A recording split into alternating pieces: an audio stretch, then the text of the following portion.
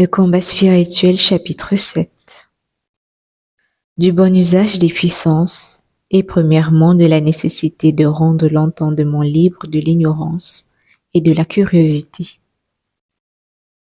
Si dans le combat spirituel nous n'avions point d'autre arme que la défiance de nous-mêmes et la confiance en Dieu, non seulement nous ne pourrions pas vaincre nos passions, mais nous tomberions souvent en de grands désordres.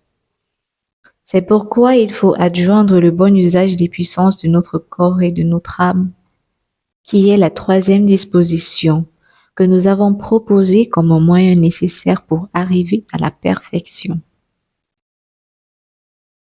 Commençons donc par régler l'entendement et la volonté. L'entendement doit être exempt de deux grands vices dont il a peine à se défendre, l'ignorance et la curiosité. Pour le tirer de l'ignorance qui l'empêche de connaître la vérité, son véritable objet, il faut s'efforcer, par un exercice continuel, de dissiper ses ténèbres et de l'éclairer, de sorte qu'il voit ce qui est à faire pour purger l'âme de ses passions déréglées et pour l'orner de vertu. Or, cela se fait par deux moyens.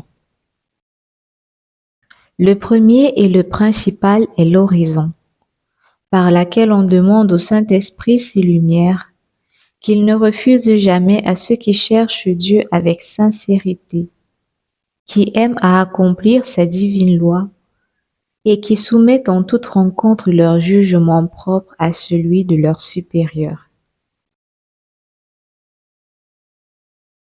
Le second est une application continuelle à examiner soigneusement et de bonne foi les choses qui se présentent, pour savoir si elles sont bonnes ou mauvaises, et pour en juger, non pas selon l'apparence et sur le rapport des sens, ni selon l'opinion du monde, mais selon l'idée que l'Esprit de Dieu nous en donne.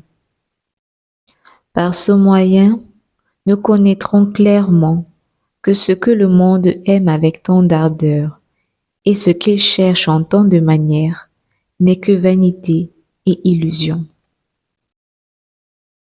Que les honneurs et les plaisirs passent comme un songe et qu'étant passés, ils remplissent l'âme de regrets et de chagrins.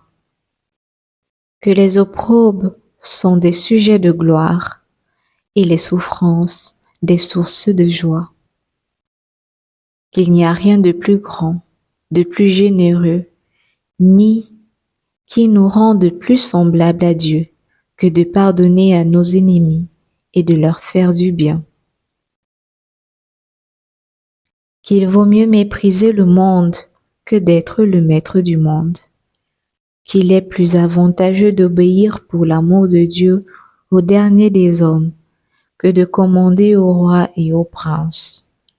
Qu'une humble connaissance de soi-même est préférable aux sciences les plus sublimes.